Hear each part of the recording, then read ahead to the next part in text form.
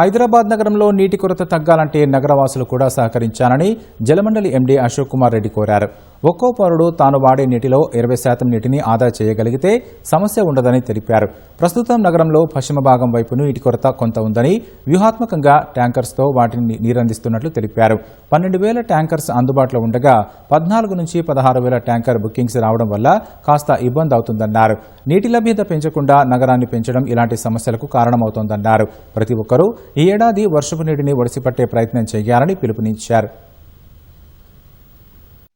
Water సమస్య ఎక్కువ ఎక్కడుందంటే మనకు వెస్ట్ సిటీలో ఉంది. గ్రౌండ్ వాటర్ తగ్గిపోవడం వల్ల, డిమాండ్ పెరగడం వల్ల మనం ఇచ్చే సప్లై సరిపోక ట్యాంకర్స్ బుకింగ్ పెరిగింది.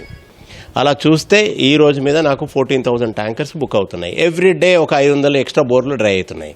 నేను ఇచ్చే వాటర్ సప్లైలో తగ్గడం వల్ల ఈ డిమాండ్ జనరేట్ కావట్లా. సో రోజువారీగా మనకి ఎప్పుడైతే బోర్లు డ్రై అవుతాయో ఆటోమేటిక్గా వాళ్ళు నా మీద ఆధారపడిన వ్యవస్థకు వస్తున్నారు. అప్పుడు నాకు ట్యాంకర్ డిమాండ్ పెరుగుతుంది. లాస్ట్ ఇయర్, ఈ ఇయర్, నెక్స్ట్ ఇయర్ ఇంకా ప్రాబ్లం ఉంటుంది. ఎందుకంటే ఏరియా పెరుగుతుంది, నెంబర్ ఆఫ్ హౌసెస్ పెరుగుతున్నాయి, నెంబర్ ఆఫ్ ఫ్లోర్స్ పెరుగుతున్నాయి.